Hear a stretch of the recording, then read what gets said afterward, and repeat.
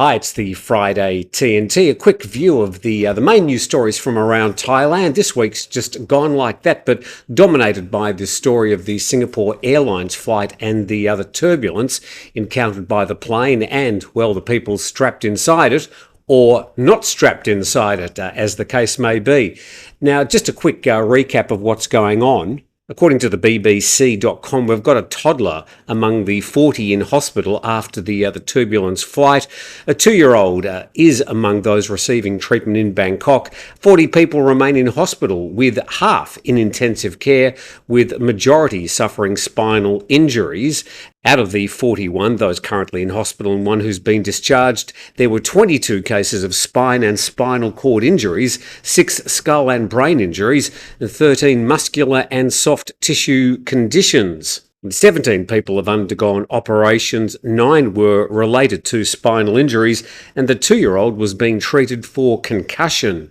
And according to the doctor, the oldest patient of those being treated is 83 years old. Now, if you were looking for any encouragement to make sure you keep your seatbelt on, even if it's loose, just laid on your lap, then I think this is probably a pretty good example. Let's just quickly go on. The Singapore Airlines CEO says they have the deepest apologies to everyone affected by the sudden extreme turbulence. Now, the fact that the Singapore Airlines CEO is describing this as sudden extreme turbulence suggests they've got enough evidence to be able to say that that's what caused the sudden movement and probably unrelated to the plane. But there will be a full investigation. But we do have the Singapore Airlines CEO now saying that he believes that it was sudden extreme turbulence. The Singapore Prime Minister is promising a thorough investigation. He says, "My deepest condolences once again to the family and loved ones of the deceased. I also hope and pray that those who are injured will recover and return home soon." So I've had a quick look at the flight data, and the actual incident that caused all this damage actually was over a very short period before the plane reached the Irrawaddy Delta. In fact, it was flying over land at the time, flying over Myanmar. Now, what the pilots knew about this ongoing thunderstorm activity, that's going to have to be uncovered from the flight data and the interviews with the flight crew. We'll leave that to the experts. But the actual 6,000 feet controlled drop over about 3 minutes was obviously the pilot trying to get out of that turbulent air, and that was a controlled descent.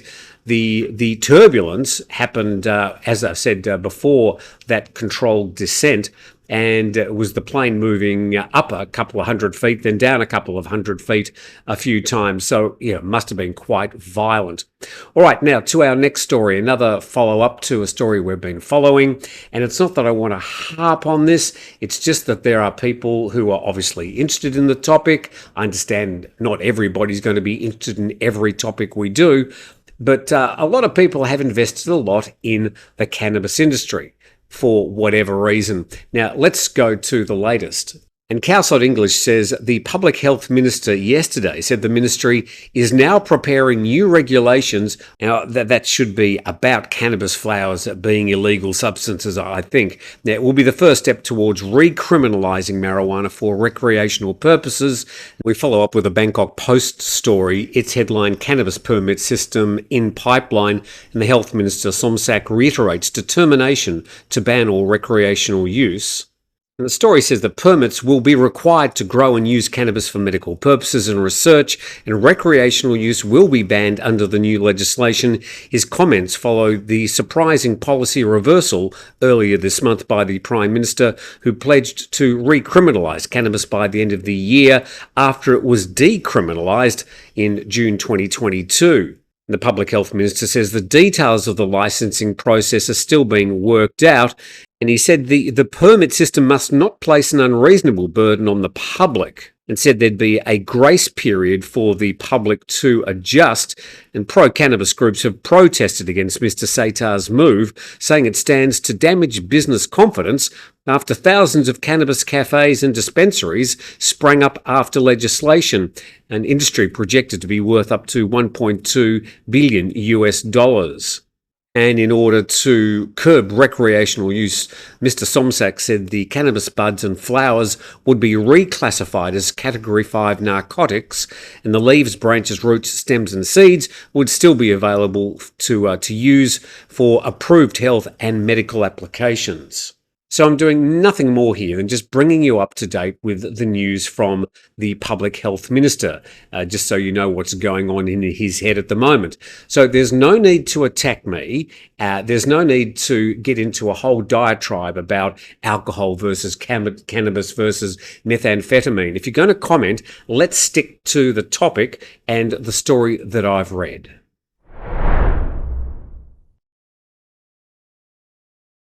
The TNT program with thanks to our main sponsor, 5 Star Marine at 5starmarinephuket.com. If you're heading down to the Southern Island, highly recommend you contact Sean and the team. There's a link in the description of this video which gives you a special deal, and you can also go to that website 5starmarinephuket.com and check out all the islands and the testimonials and the fact that you are also going to have a great day when you head out onto Panga Bay with 5 Star Marine. Now, we reported some, bad economic data the last couple of days. Is data or data? I think I meant to say data as an Australian, but let's check this story. And Nation Thailand's reporting that they have exports up nearly 7% in April, reducing the trade deficit. And the exported goods were US $23.278 billion in April, a 6.8% growth year on year. But Thailand's trade deficit during the first 4 months of this year amounted to $6.116 billion US dollars.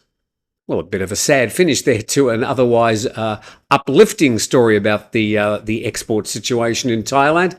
Now, let's go to this Senate election, which is, currently underway. Let's find out the latest. And Nation Thailand reporting that most Thais have no idea how the Senate election works. And about a quarter of Thais, according to a survey, are not aware of the upcoming election for senators, which will be held from June the 9th to the 26th, while some 70% do not know how the new election system works. And 75% of respondents, just rounding off these numbers, said they're aware of the upcoming senatorial elections, but 23% do not. 21% believe the election will select candidates from each occupation group, 15% thought the public would cast their votes for the candidates, and 34.7% said they had no idea how the new voting system works. And the Institute said respondents aged over 60 mostly answered correctly, about 30%, while 74% of those aged 18 to 25 had no idea or a wrong concept of the senatorial elections. And in the upcoming election, successful candidates will vote amongst themselves in 3 levels of elections to select the new 200-member Senate. Elections at the district level will be held on June the 9th, at the provincial level on June the 16th, and at the national level on June the 26th. And the tenure of the old 250-member Senate ended on May the 10th, but they're playing a caretaker role until a new Senate is selected. So the way these new senators are going to be elected is basically amongst the candidates themselves as they narrow down the number to a final provincial and then national election. I don't quite fully understand it myself. It's probably not important at the moment. We will follow the Senate election as it goes. Maybe there'll be an article that explains it in some sort of detail, and I can do a special program. But for now, let's move on to the next story. Also from Nation Thailand, experts call for incentives, mechanisation to tackle stubble burning. So this refers to, it was the hot issue for 4 or 5 months, that poor air quality up in the north of Thailand, which has magically disappeared. But there is some work being done in the background. And farmers should be offered incentives and given access to machines that could help tackle air pollution and drive sustainable agriculture. And this is out of a panel discussion at the Bangkok International Trade and Exhibition Centre yesterday. And Daraskiti Yopas, the Deputy Director General of the Department of Agricultural Extension, said air pollution in Thai agriculture came from 3 sources: rice straw in the central region, sugarcane in west and northeast, and maize in the north. And the reason behind the stubble burning is the difficulty in preparing agricultural plots for the next cultivation. For instance, sugarcane leaves are sharp and make it difficult to plough the land. And she said the department had cooperated with relevant agencies to promote sustainable farming practices, such as campaigning among maize farmers in the north to refrain from farm burning, promoting the cultivation of fruits to solve soil erosion, and setting up a fund to support farmers on machinery investment. Well, if they've done all that, it didn't seem to make much difference this year. Let's go on. She said a new act which bans farmers from burning crops would be passed soon, but I think the important thing is changing farmers' mindsets right away. Ever a truer statement made. And Marco Silvestri, the Program Officer of the UN SCAP Centre for Sustainable Agricultural Mechanisation, fit all that on a business card. He said, there are many reasons behind air pollution in agriculture, but in the end, farmers have no alternatives to stubble burning and looking for incentives in sustainable farming. And Tobias Brunig, the advisor at the German Organisation for International Cooperation, said there were many ways to deal with crop residue, such as making fodder for feeding livestock or even using higher technologies to boost its value. So it takes us to the map, and we can see up in the north of Thailand, you've got Chiang Mai, Chiang Rai, Lampung up in that area, Mae Sot. Obviously, this time of the year looking a whole lot better with a lot of green and yellow, which means the air quality is very good. But up in the top right there, let's zoom in. That's northern Vietnam and basically around the city of Hanoi. So pretty bad air pollution there at the moment. Obviously, that's mostly city and industry related.